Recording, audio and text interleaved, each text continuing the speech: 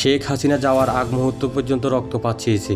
ছাত্ররা যখন অসহযোগ আন্দোলনের ডাক দেয় তখন শেখ হাসিনা তার শীর্ষস্থানীয় নেতাদেরকে বলে, তোমরা কর্মসূচি ঘোষণা করো। তখনই ওবায়দুল কাদের সংবাদ সম্মেলনে এসে 4 আগস্ট প্রতিবাদ কর্মসূচি ঘোষণা করে। এতে ছাত্রলীগ যুবলীগ অস্ত্র দিয়ে ছাত্রদের উপর ওপেন ফায়ার করে। দেশে 4 আগস্ট সব মিলিয়ে প্রাণ যায় 102 জনের। এর পরের দিন 5 আগস্ট ছাত্ররা ঢাকায় লং মার্চের আহ্বান করে এবং গণভবন ঘেরাও করবে। তখনই শেখ হাসিনা প্রশাসনের প্রধানদেরকে ডেকে কারফিউ ঘোষণা করে। সবাইকে বলে প্রয়োজনে গুলি চালাবে। জনগণের উপর গুলি চালাতে প্রত্যেকটা সেনাবাহিনীকে 120 রাউন্ডেরও বেশি গুলি দেয়। 5 জুলাই কারফিউ ভেঙে ছাত্র জনতা গণভবনের দিকে অগ্রসর হয়। শেখ হাসিনা গণভবন থেকে সবাইকে বলে বল প্রয়োগ করো। শেখ হাসিনা যাওয়ার আগ পর্যন্ত রক্তপাত চেয়েছে। জানা যায় গণভবনের তার সাথে থাকা লোকগুলো তাকে বলে, ম্যাডাম পরিস্থিতি নিয়ন্ত্রণের বাইরে, আমরা আর কত মানুষ মারব, আপনি পদত্যাগ করেন। তখনই শেখ হাসিনা বলে, আমি প্রশাসনের শীর্ষস্থানীয় পদগুলোতে বেঈমানদেরকে বসিয়ে রাখছি। তিনি আবারও বলে, তোমরা বল প্রয়োগ করো, পরিস্থিতি যেভাবে হোক নিয়ন্ত্রণ করো। তার মানে শেখ হাসিনার কথা অনুযায়ী বোঝা যায়, তোমরা আরও গুলি চালাও, আরও মানুষ মারো। তখন গণভবনে থাকা প্রশাসনের ঊর্ধ্বতম কর্মকর্তারা শেখ রেহানাকে বলেন, ম্যাডাম আপনি একটু প্রধানমন্ত্রীকে বুঝান, পরিস্থিতি আমাদের নিয়ন্ত্রণের বাইরে।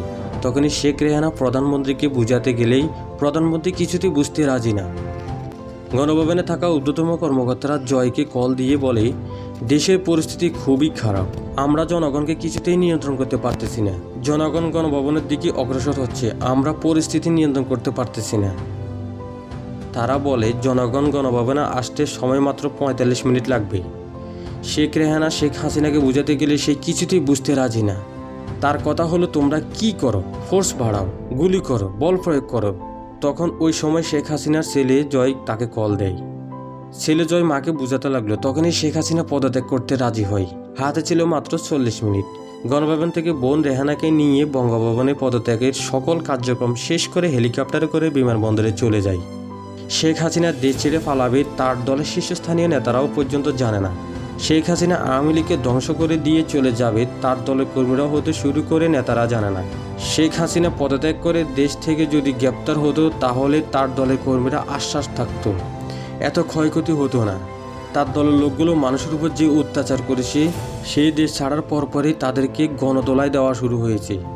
তিনি তার দলটা শেষ করেনি, শেষ করেছে বাংলাদেশ পুলিশ প্রশাসনকেও। তার কারণে অনেক পুলিশ আজকে অত্যাচারিত ও লাঞ্ছিত। শেখ হাসিনা জানতো সেই দেশ ছেড়ে চলে যাবে, কিন্তু তার দলের কোনো নেতাকে বলেনি।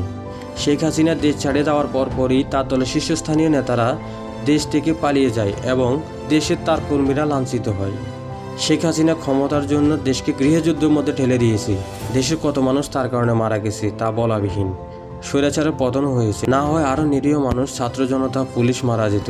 দর্শক, এখানে একটা বিষয় লক্ষ্য করছেন, শেখ হাসিনা যাওয়ার আগ মুহূর্ত পর্যন্ত রক্তপাত চেয়েছে। তার কথা একটাই, তোমরা কি করো, বল প্রয়োগ করো। আপনারা যারা দেশের মানুষের উপর অশান্তির সৃষ্টি করবেন তারা এই আওয়ামী লীগ থেকে শিক্ষা নেন, এই শেখ হাসিনা থেকে শিক্ষা নেন। তার পতনটা কিভাবে হয়েছে। জুলুমের একটা সীমা আছে, মনে রাখবেন। ভিডিওটা সবার কাছে শেয়ার করবেন, সবার মেসেঞ্জারে পৌঁছে দিন। আল্লাহর কাছে শুকরিয়া আদায় করি, আল্লাহ আমাদের এই বাংলাদেশকে স্বৈরশাসন থেকে মুক্ত করেছেন। আমরা আর রক্তপাত চাই না, আমরা শান্তি চাই, আমরা শান্তি চাই, আমরা শান্তি চাই।